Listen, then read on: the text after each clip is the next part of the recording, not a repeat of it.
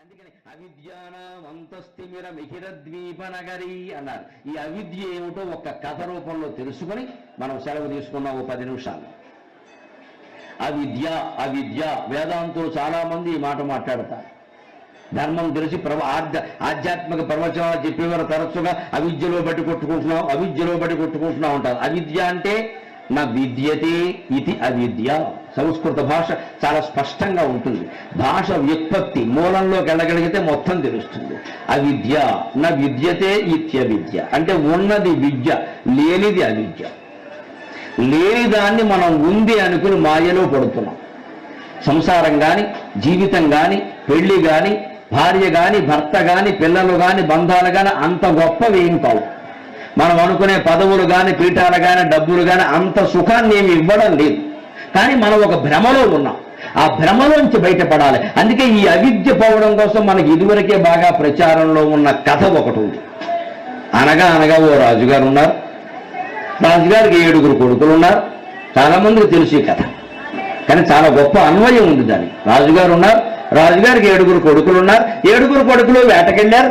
7 వెళ్ళి 7 చేపలు తెచ్చారు. 7 చేపల్ని ఎండబెట్టారు. 6 చేపలు ఎండాయి, అందులో 1 చేప ఎండల. చేప ఎందుకు ఎండలేదంటే గడ్డిమేట అడ్డవచ్చు. గడ్డిమేట ఎందుకు అడ్డవచ్చు? ఆవు మెయ్యలేదు. ఆవా ఎందుకు మెయ్యలేదు? గొల్లవాడ మేపలేదు. గొల్లవాడ ఎందుకు మేపలేదు? అమ్మ అన్నం పెట్టలేదు. అమ్మ ఎందుకు అన్నం పెట్టలేదు? అమ్మ ఎందుకు అన్నం పెట్టలేదు? పిల్లవాడు ఏడిచాడు. పిల్లవాడ ఎందుకు ఏడిచావు? చీమ కుట్టింది. చీమ ఎందుకు కుట్టావు? నా బంగారు పుట్లో వేలు పెడితే నేను కుట్టనా? అయిపోయింది కదా. ఈ కథ అందరికీ తెలుసు. పిల్లలను నిద్రపోగొట్టడం కోసం ఈ మాట చెబుతాం. కానీ ఈ కథకు అర్థం అది కాదు. కేవలం నిద్రపోగొట్టేటువంటి కథ కాదు, ఇది మేలుకొలిపే కథ. ఇది జోకొట్టే కథ కామో మేలుకొలిపే కథ. కథలో మూలం తెలియాలంటే కథలో ఒక లోపం ఉంది. మీరు ఎవరన్నా గమనించారని ఆ కథలో ఒక భయంకరమైన లోపం ఉంది. అసలు ఆ కథలో ఉండకూడదు. ఎక్కడ రాజుగారు ఉన్నాడు, మంచిదే, దేవాలయం నిండా రాజులు లేకపోవడం ఏంటి? 3 మంది ఉన్నారు. రాజుగారికి 7 కొడుకులారు ఉంటారు. ఆయన ఓపిక అయింది, ఉన్నారు, దానికే ఉంది. 7 ఉన్నారు, అందులో అభ్యంతరం లేదు. కానీ 7 కొడుకులు వేటకెళ్ళారు. అది మామూలే, రాజకుమారులు వేటకెడతారు మామూలే. 7 చేపలు తెచ్చారు. అక్కడ ఉంది కథ. రాజు కొడుకులు వేటకెళ్ళి చేపలు తెస్తారండి, అది సమర్థం. కథ అక్కడ దెబ్బతింది. దాన్ని పట్టుకు లాగితే మిగిలిన వస్తాయి.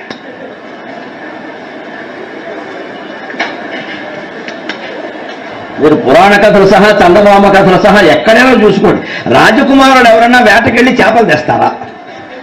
చేపలు తేవడానికి మత్స్యకారులు చాలు, అగ్నిపుర క్షత్రియులు అంటారు. వాళ్ళకి అదే వృత్తి. హాయిగా తెస్తారు, పెద్ద చేపలు తెస్తారు. రాజకుమారుల వేటకెళ్ళి చేపలు తేవడం ఏంటి? కథ అక్కడ ఉంది. మనం ముందుకెళ్ళిపోకూడదు, ఆలోచించాలి. బుర్రంటే అది. రాజు కొడుకులు చేపలు తేవడం ఏంటి? రాజు కొడుకులు వేటాడి సింహాన్ని తెస్తారు, పులిని తెస్తారు. ఎంత భయపడేవాడైనా ఒక లేడీని తెస్తాడు. అది కాకపోతే వేటాడి అలిసిపోయి ఏ మున్యాశ్రమానికో దాహం కోసం వెళ్ళి అక్కడ మొక్కలకి నీళ్లు పోస్తున్న ఒక లేడీనైనా తెస్తాడు. కానీ చేపలు తేవడం ఏంటండి? మరి దుష్యంతుడు వేటకెళ్ళాడు, లేడీని ఇచ్చాడు. లేడీని ఇచ్చాడు. లేడీ కొంచెం దీర్ఘం అంతే. నన్ను ఎవరో అవధానం చేస్తుండే అడిగారు అప్రస్తుత ప్రసంగంలో. సాధారణంగా ఎక్కడికైనా బయలుదేరితే మగవాళ్ళు ఆలస్యం చేయరండి, లేడీస్ కొంచెం డిలే చేస్తూ ఉంటారు. కారణం ఏంటన్నారు? లేడీ తిరగేయాలని, తిరగేస్తే డిలే. లేడీ తిరగే డిలే. తెలుగులో రాయి లేడీ అని, తిరగే డిలే అంటే లేడీ అంటేనే డిలే. నువ్వు శ్రద్ధపడిపో, మాట్లాడకంతే. వాళ్ళ స్వభావం అది. అందుకే ఆడవాళ్ళు ఎప్పుడైనా ఆలస్యం చేస్తే మనం కోప్పడకూడదు. ఎంతసేపు ఆలస్యం బయలుదేర అనకూడదు. లోపలికి వెళ్ళి చక్కగా ఆలస్యం అయితే అయింది కానీ ఎంత అందంగా ఉన్నావు అనాలి. ఇంకెప్పుడు చేయదు. నా మూడు బంగారు కొండ అంటారు. అద్దం దగ్గర నిలబడి తిరుగుతూ ఉంటారు కదా, నిలువుటద్దం దగ్గర. అందుకే ఆలస్యం అయితే అయింది కానీ ఎంత అందంగా తయారయ్యో, నిజంగా దట్ ఈజ్ మై వైఫ్ అన్నాం అనుకోండి, ఇంగ్లీష్ కూడా ఉపయోగించి. అది మా ఆయన బంగారు కొండ అని అనుకుంటారు. వాళ్ళకి తెలుసు ఈ మాట ఎందుకన్నావు ఇంకోసారి. అందుకని అత్తమానం ఆలస్యం అంటే మీకు మళ్ళీ మాకు కుదురుతాడు, కూర్చోలేరా 10 నిమిషాలు అంటారు. కాబట్టి ఎందుకు వచ్చిన గొడవ? సినిమా ప్రయాణం చెడిపోయింది అనవసరంగా. ఒక మంచి మాటతో సమస్య పరిష్కారం అవుతుందో తగదా ఎందుకండి? అందుకని గమనించండి, రాజకుమారులు వేటగడితే చేపలు తారు. అంచేత కథలో ఉన్నవి చేపలు కావు. ఏదో చెప్పడం కోసం ఈ కథ చెప్పారు. ఆ కథలో ఉన్నవి 7 చేపలు కావు. అవి సరిగ్గా 6 చేపలు ఎండాయి, 1 చేప ఎండలేదు. గమనించాలి. ఆ ఎండిన 6 చేపలే అరిషడ్ వర్గాలు: కామ, క్రోధ, లోభ, మోహ, మదమాత్సర్యాలు. 6 ఎండుతాయి. ఆ ఎండని చేప ఉందే. ఈ 6 ఎక్కడ పుడుతున్నాయండి? మనస్సు. ఆ దిక్కుమాలనే మనస్సు ఎండదు, అది ఎండని చేప. ఆ మనస్సు ఎండిపోవాలంటే ఏం చేయాలి? మనోరూపేక్ష కోదండ పంచతన్మాత్ర సాయక. ఒక్క లలితా సహస్రం అర్థం తెలుసుకోగలిగితే చాలండి, జీవితంలో ఇంకేం అక్కర్లా. మొదటి 20 శ్లోకాలకు అర్థం తెలిసిన చాలు, అన్ని విశేషాలు అందులో ఉన్నాయి. మనోరూపేక్ష కోదండ పంచతన్మాత్ర సాయక. ఆవిడ చేతిలో చెరుకు విల్లు ఉంటుంది, అదేమిట? మన మనస్సు. మనోరూప ఇక్షు కోదండ. కోదండం అంటే విల్లు, ఇక్షు కోదండం అంటే చెరుకు విల్లు. అదేమిట? మనోరూప, మన మనస్సు. అంటే మనస్సుని వ్యాస మహర్షి బ్రహ్మాండ పురాణంలో లలితా సహస్రంలో చెరుకు విల్లుతో పోల్చాడు. ఎందుకు? మనస్సు సరిగ్గా చెరుగ్గడ లాంటిదే. మీరు గమనించండి, చెరుగ్గడలో పిప్పెక్కువ, రసం తక్కువ. మన మనస్సులో కూడా అంటే పనికొచ్చే ఆలోచనలు తక్కువ, పనికి మాలిన ఆలోచనలు ఎక్కువ. అంత పిప్పే, రసం ఎక్కడుంది?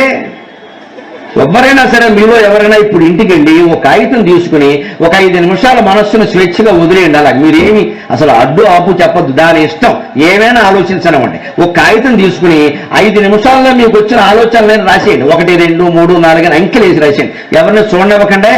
పక్కన భార్య భర్త ఉంటే కొంపలు అంటుకుపోతాయి. ఇలా ఆలోచిస్తున్నావా అంటారు, ఉన్న సంసారం చెడిపోతుంది. వద్దు, ఎవ్వరూ ఉండొద్దు, మనం ఒక్కడిగా ఉండాలి, తలుపు వేసేయాలి. మనకు వచ్చిన ఆలోచనలన్నీ రాసేయండి ఒక 5 నిమిషాలు. అప్పుడు మీరు మళ్ళీ 5 నిమిషాలు అయిపోయాక సరిగ్గా స్టాప్ వాచ్ పెట్టుకుని అప్పుడు అవన్నీ లెక్కెట్టండి. ఒకటి ఇందులో పనికొచ్చే ఆలోచన ఏది, పనికిరాంది ఇది. పనికొచ్చే దానికి టిక్ ఎట్టండి, పనికిరాని దానికి ఇంటూ గుర్తు పెట్టండి. మీరు చూడండి, 100 ఆలోచనలు వచ్చుంటే 90 ఇంటూలే ఉంటాయి పనికిరాని. అప్పుడు అవసరం లేనివి, ఎప్పుడో 10 ఏళ్ల తర్వాత వచ్చేవి, ఎప్పుడో 10 ఏళ్ల క్రితం అమ్మేసిన పొలం గురించి, ఎప్పుడో వచ్చిన తగాదాల గురించో వస్తాయి మనకు ఆలోచనలు. ఇప్పుడు అవసరమా అవన్నీ? ఇదే పనికిరాని ఆలోచన అంటే. అంటే మనస్సుని చెరుకు ఎందుకు పోల్చాడు అంటే, మన మనస్సును ఆవిడ చేతుల్లో పెడితే అది చెరుకు గడ, మన చేతిలో ఉంటే వెదురు గడ. ఏం చేయాలో చూసుకో. వెదురు గడలో రసం ఉండదు, ఒట్టి వెదురు. చెరుగ్గడలో రసం ఉంటుంది. ఆ మనస్సుని అమ్మవారికి అర్పించాలి. దానికి ఏం అడ్డం వస్తున్నాయండి? సరిగ్గా తర్వాత కాదు చూసుకోండి. ఎండన చేప మనస్సు కదా అంటే సరిగ్గా చేప ఎందుకని లేదు, గడ్డి మీద అడ్డం వచ్చి మనస్స ఎందుకు ఇంకా ఎండిపోకుండా ఇలా బతుకుండి నన్ను బాధ పెడుతున్నావు అంటే గడ్డి మీద అజ్ఞానం. నాయన అజ్ఞానంలో ఉన్నావు, అందుకే వెంటనే గడ్డి మేట ఎందుకు అడ్డం వచ్చావు అంటే అజ్ఞానమా? ఏమిటా అజ్ఞానం? నువ్వు వేరు నేను వేరు అనుకోవడం అజ్ఞానం, అంతా ఒక్కటే అనుకోవడం జ్ఞానం. జ్ఞానం అనేది ఎప్పుడూ కష్టం కాదు, అదేమీ విచిత్ర పదార్థం కాదు. కనపడుతున్నదంతా ఒక్కటే అని భావించడం అజ్ఞానం. వీరు వేరే, వారు వేరే, ఇది వేరే, నేను వేరే, ఇది నాది, అది పరాయిది, అది నాకు కావాలి, ఇది పోకుండా ఉండాలి, ఇది అజ్ఞానం. ఇంతకంటే అర్థం లేదు దానికి.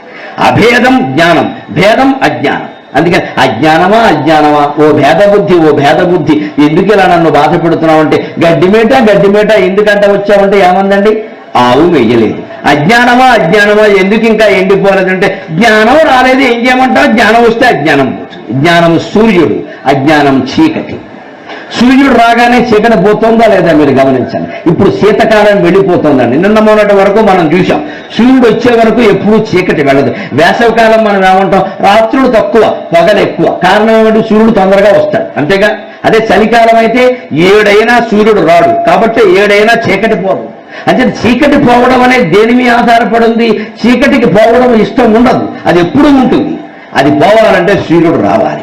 మనలోంచి అజ్ఞానం పోవాలంటే జ్ఞానం అనే సూర్యుడు రావాలి. అందుకే కథలో ఏం చెప్పారు? గడ్డి మేట ఎందుకు అడ్డం వచ్చామంటే ఆవు మెయ్యలేదండి. అజ్ఞానమా ఎందుకు నశించలేదు అంటే జ్ఞానం రాలేదు. మరి జ్ఞానం రాకపోతే అజ్ఞానం ఉండనే ఉంటుంది. అప్పుడు మళ్ళీ కథలో కడదాం, ఆవా ఎందుకు మెయ్యలేదు, గొల్లవాడు మేపలేదు. జ్ఞానమా నా దగ్గరికి ఎందుకు రాలేదు? ఏ గురువు నీ దగ్గరికి వచ్చి జ్ఞానబోధ చెయ్యలేదు. ఈ జాతి మొత్తానికి జ్ఞానబోధ చేసిన వాడు గొల్లవాడే కదండి. కృష్ణం వందే జగద్గురుం వసుదేవసుతం దేవం కంసచాణూరమర్దనం దేవకీ పరమానందం కృష్ణం వందే జగద్గురుం. మనం గొల్లలు అని వెర్రి గొల్లలు అని పేరు పెట్టి ఏడిపిస్తున్న గొల్లల్లో శ్రీకృష్ణుడు ఎందుకు పుట్టాడండి ఆలోచన చేయొద్దా? భగవంతుడు ఎప్పుడు ఉత్తమ కులాల్లో పుడతాడని అనుకోవద్దు. అన్ని కులాల్లోనూ భగవంతుడు పుట్టాడు. క్షత్రియుడిగా పుట్టాడు కృష్ణుడు. అందులో రాజ్యం లేని యాదవుల ఇంట్లో పుట్టాడు. అది కూడా వదులుకుని గొల్లవాళ్ళ ఇంట్లో పెరిగాడు. మనకేం చెబుతున్నాడు? ఏ కులాన్ని తక్కువ చేయొద్దు, ఏ వృత్తిని తక్కువ చేయొద్దు. అందరూ మా ఊళ్ళమ్మవారి స్వరూపమే, అందరినీ గౌరవించవలసిందే, అందరినీ ప్రేమించవలసిందే. ఇది భారతీయత, ఇది హిందూ మత సారాంశం. అందుకని కృష్ణం వందే జగద్గురు. ఏ గొల్లవాడెవరు మేపలేదంటే అర్థం ఏమిటి? నువ్వు భగవద్గీత చదివావా? నీకు ఏమైనా అర్థమైందా? జ్ఞానం రమ్మంటే ఎలా వస్తుంది? అజ్ఞానం పొమ్మంటే ఎలా పోతుంది? చదవాలిగా, ఏమైనా చెయ్యాలిగా.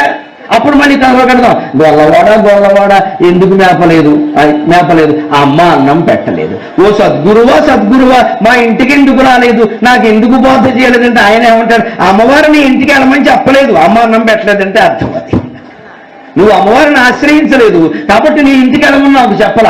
అమ్మవారు ఏ సద్గురువుకైనా స్వప్నంలో కనిపించి ఫలానా వాళ్ళకి నువ్వు చెప్పాలంటే మేమెవరం ఉండవమ్మా, మేమే వస్తాం మీ ఇంటికి, మేమే వస్తాం వెతుక్కుంటూ. ఎందుకంటే మాకు ఆవిడ చెప్పింది ఆజ్ఞ, చేయకపోతే ఊరుకోదు ఆవిడ. మా భయం మాకుంటుంది. అందుకని అమ్మవారు చెప్పింది, ఎవరి నేను నాకేదో చెప్పిందండి, ఎవరండి ఆ వెంకట్రావు ఎవరండి అని వెతుక్కుని మేమే వస్తాం, మీరు అడగక్కర్లేదు. మీరు మామూలుగా పిలిచారనుకోండి మేము రావు. ఎందుకంటే మరి చాలా మంది పిలుస్తారు, ఎంతరైనా కడతాం మనం. ఊరికి ఇళ్ళకి వెళ్ళడం, పళ్ళు పంచెలు పాదాలు వందనాలు పారితోషికాలు అన్నీ స్వీకరించడం, రూము నిండా పెట్టుకోవడం. ఏమవుతుంది తెలుసా? మాకు అహంకారం పెరిగిపోతుంది. దానివల్ల మాకు అహంకారం పెరిగి ఇప్పుడు నేను దిగ్గానే ఇలా వెళ్ళిపోతుంటే ఒక 100 మంది దండాలు పెట్టారనుకోండి, రేపు 100 మంది పెట్టలేదనుకోండి, 50 మంది పెట్టారు. ఏమిటో భీమవరం వాళ్ళు మారిపోయారు. నిన్నంత మీ ఇమేజ్ వాళ్ళు నేనేమైనా సినిమా యాక్టరా? నేనేమన్నా నాకు ఇమేజ్ దేనికి పని లేక, ఇమేజ్ ఉంటే నాకేమిటి కలిసి వస్తుంది? ఇలా ఆలోచించడం మొదలుపెట్టామనుకోండి, రేపు సభ పెట్టినప్పుడు సత్యబాబు గారు కాదు ఇంకో రాంబాబు గారు పిలవగానే అక్కడికి 1,000 మంది వచ్చారండి, మరి మీ దగ్గరికి ఎంతమంది వస్తారు? ఇలా బేరాలాడిన తర్వాత ఆధ్యాత్మికం ఏమిటండి? మేమే అజ్ఞానంలో ఉండాలి, మీరు జాగ్రత్తగా ఉండాలి కదా. అందుకని గొల్లవాడ ఎందుకు మేపలేదు, అమ్మ అన్నం పెట్టలేదు అంటే సద్గురువా మా ఇంటికి ఎందుకు రాలేదు, నాకు జ్ఞానబోధ ఎందుకు చేయలేదు అంటే సద్గురువు ఏమంటాడు? నాకు అమ్మవారు చెప్పలేదు మీ ఇంటికి వెళ్ళి. అప్పుడు మళ్ళీ అమ్మాయి ఎందుకు అన్నం పెట్టలేదు? పిల్లవాడు ఏడిచాడు. వెంటనే మనం అమ్మ ఎవరినైనా ఓ గురువు చేత నాకు చెప్పించద్దా? ఆ భగవద్గీత నేను చదువుకుంటే అర్థమవుతుందా? ఏమన్నా నాకు సంస్కృతం వచ్చినా తెలుగు తాత్పర్యాలే సరిగ్గారావు. అందుకని నాకు చెప్పేవాడిని, కాస్త సులభంగా చెప్పేవాడిని, మంచి ఉదాహరణతో చెప్పేవాడిని నాకు దగ్గరికి పంపించద్దా, నాకు చేయొద్దంటే ఆవిడేముంటుంది తెలుసా? పిల్లవాడు ఏడిచాడు అంటే నువ్వు ఇంకా తక్కువ ఏడుస్తున్నావు ఈ సంసారం గురించి, ఇంకోటి బాగా గట్టిగా ఏడుస్తున్నాడు, గుక్కబట్టి ఏడుస్తున్నాడు. అంటే వాడికి అర్థమైంది, కొంత భార్య పిల్లలు వ్యవహారం అర్థమైంది. మనకు కూడా అర్థం కావడానికి కొంచెం కాలం పడుతుందండి. ఇప్పుడు తండ్రి ఎవడైనా, ఒక తండ్రిని ఎవరైనా మీరు పలకరించండి, 10 ఏళ్ల కొడుకుని పలకరించండి. ముందు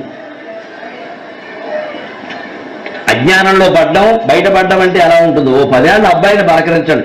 ఏమా మీ నాన్నగారి గురించి అభిప్రాయం ఏంటి? ఆయన మంచి వ్యాపారస్తులు కదా అనండి. ఏమంటాడు తెలుసా? అబ్బో my father is role model, భీమవరంలో కింగ్, ఇంకా ఆయన మించిన వాడు ఎవరు లేరు అంటాడు. ఈ తండ్రి అనుకుంటాడు మా వారికి ఏమిటో నేనంటే చాలా గౌరవం. కంగారు పడక, అజ్ఞానం. వాడికి నువ్వు తప్ప ఎవరూ తెలియదు, 10 ఏళ్ల వయస్సు, అది విషయం. వేరే ఏం చూడాల ప్రపంచం. ఇంటికి వచ్చాడు, స్కూల్కి వెళ్ళాడు, తండ్రిని చూశాడు, తండ్రి ఒక్కడే హీరో అంతే. ఎందుకని మా నాన్న చాలా గొప్ప వ్యక్తి, చాలా సంపాదించారు అంటాడు. అది 20 ఏళ్ళు వచ్చాక అబ్బాయిని పలకరించండి, మీ నాన్నగారి గురించి నా అభిప్రాయం చెప్పని. మా ఫాదర్కి మంచోడు కానంటే కొన్ని విషయాలు తెలియమంటాడు, కొన్ని విషయాలు తెలియఉంటాయి. అందుకే వీడికి తెరవడం మొదలైంది కొన్ని విషయాలు. ఎందుకంటే 20 ఏళ్ళు వచ్చాయి, ఓ గర్ల్ ఫ్రెండ్ కూడా ఏర్పడింది, అప్పటికే ఓ బండి ఉంది, ఓ సెల్ ఫోన్ ఉంది, స్టైల్ వచ్చింది. అప్పుడు తండ్రి లోకు కనపడతాడు. అందుకని మా ఫాదర్ గొప్పవాడే కానండి, ఆయన కొన్ని విషయాలు తెలియమండి, పూర్వకాలం వాళ్ళు కదా అంటాడు, తిట్టడం. 30 ఏళ్ళు వచ్చాక గమనించండి, 30 ఏళ్ళు వచ్చాక మీ నాన్నగారి గురించి నా అభిప్రాయం చెప్పాలంటే ఏమిటో పెద్దవాళ్ళండి అంటే బాగుండదు, కానీ ఫూలిష్ ఐడియాస్, మూర్ఖుడు అంటే బాగుండదు కదా. ఫూలిష్ ఐడియాస్ అండి. ఆ పల్లెటూళ్ళలో ఉండిపోయారు అలాగా, వ్యవసాయం చేసుకుంటూ. ఏముందండి ఆదాయం, డబ్బు దాచుకోవడం కూడా తెలియదండి. హైదరాబాద్ వచ్చి షేర్లో పెట్టి మరి చేస్తుంటే ఎలా ఉండేది అంటాడు. ఎందుకని 30 ఏళ్ళు వయస్సు, పైలా 25, కొత్తగా పెళ్ళం వచ్చింది, ఇంకా పిల్లలు పుట్టిన చిన్న పిల్లలు, మంచి రంజుగా ఉంది.